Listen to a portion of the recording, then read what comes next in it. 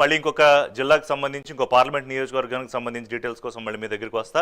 So ఇక no more వెనకబడిన జిల్లా అంటే అక్కడ రెవెన్యూ పరంగానో మరో పరంగానో రాకపోయి ఉండొచ్చు. దానికి సంబంధించి ప్రభుత్వాలు పూర్తి స్థాయిలో ప్రయత్నం చేసి ఉండకపోయి ఉండొచ్చు. కానీ చైతన్యం పరంగా మాత్రం ఇక ఉత్తరాంధ్రకి సంబంధించి అక్కడ ఎడ్యుకేటెడ్ యూత్ పెరిగారు. అలాగే మహిళల్లో కూడా ఓటుకు సంబంధించి దాని వాల్యూ ఏమిటి, ప్రభుత్వాన్ని మార్చాలన్నా తమ నాయకుల్ని మార్చుకోవాలన్నా ఏ రకంగా పనిచేయాలి అనే చైతన్యం కూడా అక్కడ చాలా చక్కగా వచ్చింది ఇప్పుడు రాజు చెప్పిన దాన్ని బట్టి.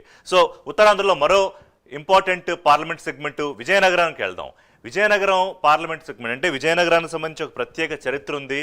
ఆంధ్రప్రదేశ్లో అక్కడ కళలకి సంబంధించి విజయనగరం పుట్టినిల్లు. అనేక మంది సామాజిక సంఘ సంస్కర్తలు అలాగే అనేక మంది కవులు రచయితలు కూడా అక్కడి నుంచి వచ్చారు. అలాంటి విజయనగరానికి సంబంధించి రాజకీయంగా కూడా గొప్ప చరిత్ర ఉంది. ఈ 2024 ఎన్నికల్లో ఆంధ్రప్రదేశ్ అసెంబ్లీ అలాగే విజయనగరం పార్లమెంటు సెగ్మెంట్కి సంబంధించి ఒకసారి పిక్చర్ చూద్దాం. మనకి విజయనగరం పార్లమెంట్ నియోజకవర్గానికి వచ్చే 7 అసెంబ్లీ సెగ్మెంట్స్ విజయనగరము, ఎచ్చెర్ల, అలాగే రాజాం, బొబ్బిలి, చీపురుపల్లి, గజపతి నగరం, నెల్లిమర్ల. మొత్తం ఓటర్లు ఈ ఓవరాల్గా ఇందులో చూస్తే 15.68 లక్షల మంది ఓటర్లు ఇక్కడ ఓటు హక్కు కలిగి ఉన్నారు. 2019లో ఇక్కడ పోలింగ్ శాతం బ్రహ్మాండంగా నమోదైంది. 80% దాటిన అతి కొద్ది పార్లమెంటు సెగ్మెంట్స్లో విజయనగరం ఒకటి. 81.29% అక్కడ 2019 ఎన్నికల్లో పోలింగ్ నమోదైంది. ఈసారి ఇంకా దాన్ని పెంచాలనేది మా ప్రయత్నం. దాదాపు ప్రతి చోట కూడా 80 నుంచి 85%, కొన్ని చోట్ల 90% కూడా పోలింగు తీసుకురావాలనేది ఎలక్షన్ కమిషన్ చేస్తున్న ఒక ప్రయత్నము. పార్టీలు ప్రయత్నాలు చేయాలి, పార్టీల నాయకులు ప్రయత్నాలు చేయాలి. ప్రలోభాలతో కాదు, తాము ఏం చేశామో, ఏం చెప్తున్నామో, ఏం చేస్తామో అని చెప్పుకుని ఓటింగ్ పెంచుకోవాలి. ఎనీవే మీడియాగా మా ప్రయత్నం మేము ఎప్పుడూ పోలింగ్ పెరగాలని చేస్తూనే ఉంటాం. సో విజయనగరం పార్లమెంటు నియోజకవర్గం అలాగే ఆ పార్లమెంట్ సెగ్మెంట్లో ఉన్న 7 అసెంబ్లీ నియోజకవర్గాలకు సంబంధించి పిక్చర్ ఒక్కసారి మా కరెస్పాండెంట్ నాయుడు లైవ్లో ప్రజెంట్ చేస్తారు. Naidu, over to you. Good evening. ఇక్కడ విజయనగరం వరకు చూసుకున్నట్టయితే కనుక విజయనగరం అంటే కళలకు రాజధాని అని కూడా చెప్పుకోవచ్చు. అదేవిధంగా చూసుకున్నట్టయితే కనుక ఇక్కడ విజయనగరం అనగానే గుర్తొచ్చేది ఆ రాజుల పాలన కావచ్చు. ఎందుకంటే ఇటు విజయనగరం కావచ్చు, ఇటు బొబ్బిలి కావచ్చు, ఇటు కురుపాం కావచ్చు. అంటే ముగ్గురు కూడా రాజ సంస్థాధీశులుగా మొత్తం వెలుగొందిన చరిత్ర ఉంది. అదేవిధంగా చూసుకున్నట్టయితే కనుక రాజకీయంగా కూడా చాలా చైతన్యవంతమైన నగరంగా కూడా చెప్పుకుంటూ ఉంటారు. ఇదే విధంగా చూసుకున్నట్టయితే కనుక గత 2019లో అయితే మాత్రం ఇక్కడ పూర్తి స్థాయిలో వైసీపీ అయితే మాత్రం మొత్తం అన్ని నియోజకవర్గాలను కూడా చేజిక్కించుకోవడం జరిగింది. ఇక్కడ చూసుకున్నట్టయితే కనుక ఇటు విజయనగరం కావచ్చు, గజపతి నగరం కావచ్చు, చీపురుపల్లి, బొబ్బిలి, తర్వాత ఏదైతే రాజాం ఉన్నాయో ఇవన్నీ కూడా పూర్తి స్థాయిలో అయితే మాత్రం మొత్తం క్లీన్ స్వీప్ అంటే వైసీపీ మొత్తం క్లీన్ స్వీప్ చేసిన పరిస్థితి కూడా కనిపిస్తుంది. అంటే విజయనగరంలో గతంలో 2014 వరకు వచ్చేసరికి కనుక అశోక్ గజపతిరాజు అయితే మాత్రం ఎంపీగా గెలవడం జరిగింది. అదేవిధంగా చూసుకున్నట్టయితే 2014లో ఆయన కేంద్ర విమానయాన శాఖ మంత్రిని కూడా చేపట్టడం జరిగింది. అదేవిధంగా చూసుకున్నట్టయితే విజయనగరం మొత్తంలో ఆయన విజయనగరం అయితే మొత్తం పూర్తి స్థాయిలో ఏదైతే డెవలప్మెంట్ చేసేందుకు అయితే మాత్రం అన్ని రకాల కూడా చర్యలు తీసుకున్న నేపథ్యంలో అన్ని విధాలుగా కూడా చక్కగా తీర్చిదిద్దడం జరిగింది. కానీ 2019లో అయితే మాత్రం ప్రజలు పూర్తి స్థాయిలో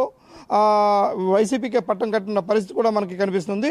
అదేవిధంగా చూసుకున్నట్టయితే కనుక 2024 వచ్చేసరికి అయితే మాత్రం పరిస్థితి పూర్తిగా మారిందని కూడా చెప్పుకోవచ్చు. ఎందుకంటే ఇక్కడ బొత్స పూర్తి స్థాయిలో విజయనగరం అయితే మాత్రం బొత్స అనుచరులు కావచ్చు, బొత్స నియోజకవర్గంగా దాన్ని పేరొందింది. మొత్తం పూర్తి స్థాయిలో విజయనగరాన్ని మొత్తాన్ని కూడా ఆయనైతే బొత్స మొత్తం ఆయన హస్తగతం చేసుకున్న పరిస్థితి కూడా కనిపిస్తుంది. ఎందుకంటే ఆయన తమ్ముడు కావచ్చు, లేదంటే మేనల్లుడు కావచ్చు, లేదంటే వీళ్ళు మొత్తం అంతా కూడా ఫ్యామిలీ అంతా కూడా మొత్తం బొత్స అంతా కూడా ఈ చీపురుపల్లి నియోజకవర్గాన్ని చెరబట్టించారంటూ మొత్తం టీడీపీ కావచ్చు, ఇటు జనసేన, బీజేపీ అయితే మాత్రం గత 5 సంవత్సరాల్లో వారిపై మాత్రం పూర్తి స్థాయిలో వ్యతిరేకతను కూడా చూపడం కూడా జరిగింది.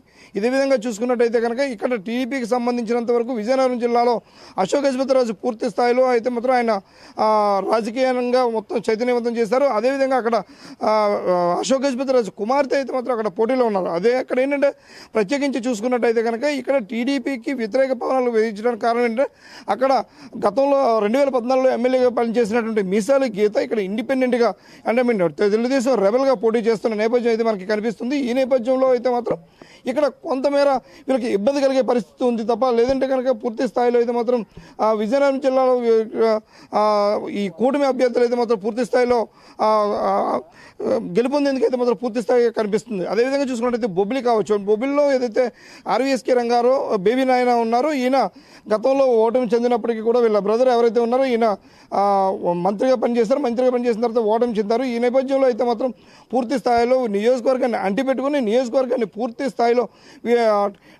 అంటే కూటమి సభ్యులు కూటమిగా ఉన్నటువంటి ఈ పార్టీలు మూడు కూడా అవి చేజిక్కించుకోవడం జరిగింది. ఇక్కడ అయితే మాత్రం ఎట్టి పరిస్థితుల్లో టీడీపీ గెలిచేందుకైతే మాత్రం పూర్తి అవకాశాలు కూడా కనిపిస్తూ ఉన్నాయి. అదేవిధంగా చూసుకున్నట్టయితే కనుక చీపురుపల్లి నియోజకవర్గం చూసుకున్నట్టయితే కనుక బొత్స మంత్రిగా పనిచేసిన విద్యాశాఖ మంత్రిగా పనిచేసిన బొత్స సత్యనారాయణ ఇక్కడ పోటీలో ఉన్నారు. ఇక్కడ పూర్తి స్థాయిలో అయితే మాత్రం అక్కడ కళా వెంకట్రావుకి అక్కడ సీట్ ఇవ్వడంతో అయితే మాత్రం అక్కడ కొంతమేర ఇదేం జరిగిందని చెప్పుకోవచ్చు. అక్కడ ఎందుకంటే గతంలో అక్కడ పనిచేసినటువంటి కిమిడి నాగార్జున కాదని ఏదైతే కళా వెంకట్రావుకి ఇక్కడ కూటమిలో భాగంగా ఆయనకి సీటుని కేటాయించడం జరిగింది. ఈ నేపథ్యంలో అయితే కాస్త అక్కడ ఇబ్బందికరమైన వాతావరణం ఉన్నప్పటికీ కూడా ఏదైతే ఈ రాష్ట్రంలో పూర్తి స్థాయిలో ఏదైతే ఈ వైసీపీపై ఉన్న వ్యతిరేకత ఉందో వ్యతిరేకత అయితే మాత్రం కనిపిస్తూ ఉన్న పరిస్థితి అయితే కూడా కనిపిస్తూ ఉంది. ఇక్కడ ఇది కూడా కూటమికి అయితే మాత్రం విజయ అవకాశాలు అయితే మాత్రం ఎక్కువగా మనకు కనిపిస్తున్న పరిస్థితి కూడా మనకు కనిపిస్తుంది. నాయుడు ఇప్పుడు రేపు ప్రజలు వాళ్ళు పోలింగ్ లో నిర్ణయం తీసుకుంటారు. ఇప్పటివరకు సంక్షేమం ఇచ్చిన జగన్మోహన్ రెడ్డి కూడా ఉండాలా, లేకపోతే సంక్షేమం అభివృద్ధి ఉద్యోగాలు ఇస్తామని చెప్తున్న కూటమి కూడా ఉండాలా, వాళ్ళకు వదిలేద్దాం. అక్కడ పరిస్థితి పొలిటికల్గా ఆల్రెడీ మనం ఎన్నాళ్ళు మాట్లాడేసుకున్నాం. ప్రచారంలో నాయకులు మాట్లాడారు, మనం అనేక చర్చల్లో లేకపోతే రిపోర్టింగ్లో మనం మాట్లాడుకున్నాం. సో ఓవరాల్గా అక్కడ ఓటర్లు ఎంతమంది ఉన్నారు, అలాగే పోలింగ్కి సంబంధించిన ఏర్పాట్లు ఎలా ఉన్నాయి, ఎలక్షన్ కమిషన్ ఇస్తున్న సూచనలు ఏంటి, అక్కడ ఏమన్నా కొన్ని సమస్యాత్మకమైన సెగ్మెంట్స్ ఏమన్నా ఉన్నాయా, ఈ డీటెయిల్స్ నాకు ఇవ్వండి. ఇక్కడ ఓవరాల్గా విజయనగరం మనకు పార్లమెంట్ నియోజకవర్గాన్ని చూసుకున్నట్టయితే కనుక సుమారుగా 15.63 లక్షల మంది ఓటర్లు అయితే ఉన్నారు. ఇక్కడ దీనికి సంబంధించి 1169 పోలింగ్ కేంద్రాలను కూడా ఏర్పాటు చేయడం జరిగింది. ఇందులో 360 సమస్యాత్మక పోలింగ్ కేంద్రాలు కూడా వీళ్ళకి గుర్తించడం జరిగింది. వీటిపై అయితే మాత్రం పోలీసులు పూర్తి స్థాయిలో నిఘా కూడా ఏర్పాటు చేయడం జరిగింది. ఏదైతే వెబ్ కాస్టింగ్ కావచ్చు, లేదంటే పటిష్టమైన పోలీస్ బందోబస్తును ఏర్పాటు చేసి ఇక్కడైతే మాత్రం పూర్తి స్థాయిలో నిఘాను కూడా ఏర్పాటు చేసిన మనకి పరిస్థితి కూడా మనకి కనిపిస్తూ ఉంది.